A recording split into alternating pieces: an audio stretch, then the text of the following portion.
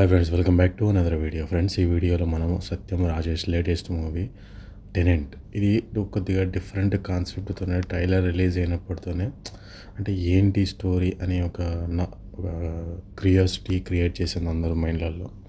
అలాగే ఇది ఈ రిలీజ్ అయ్యి అంతే మంచి టాక్తో రిలీజ్ అవుతుంది. ఎందుకంటే మా ఊరి పొలిమేర, దాని తర్వాత పొలిమేర 2 అనే మూవీలతో మంచి సక్సెస్ పొందిన సత్యం రాజేష్ ఈ మూవీతో మరి ఇంకో విజయం సాధించాడని చెప్పాలి.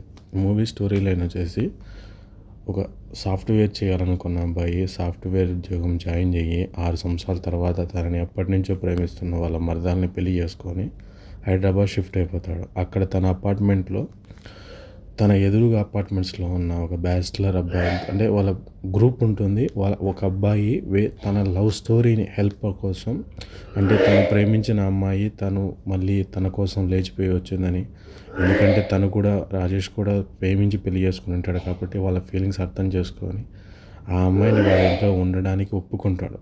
కానీ ఆ అమ్మాయి ఇక్కడికి వచ్చిన ఆ రోజు లేదా మరుసటి రోజుతోనే వాళ్ళకు ప్రాబ్లమ్ స్టార్ట్ అవుతుంది. అసలు వచ్చిన ప్రాబ్లమ్స్ ఏంటి, ఇంతకీ తను ఎదుర్కొన్న సమస్యలు ఏంటి రాజేష్, అలాగే ఈ అమ్మాయి ప్రేమించి వచ్చిన అమ్మాయిని ఎందుకని అతను ఇబ్బందుల్లో పడేశాడు, లేదంటే అసలు చివరికి ఏం జరిగింది, తన భార్య ఎందుకు తను అంత డిప్రెషన్లోకి వెళ్ళి అంత సైలెంట్ అయిపోవాల్సినంత కష్టం ఏమొచ్చింది, ఇవన్నీ తెలుసుకున్న రాజేష్ చివరికి ఏం చేశాడు అనేది మూవీ స్టోరీలే.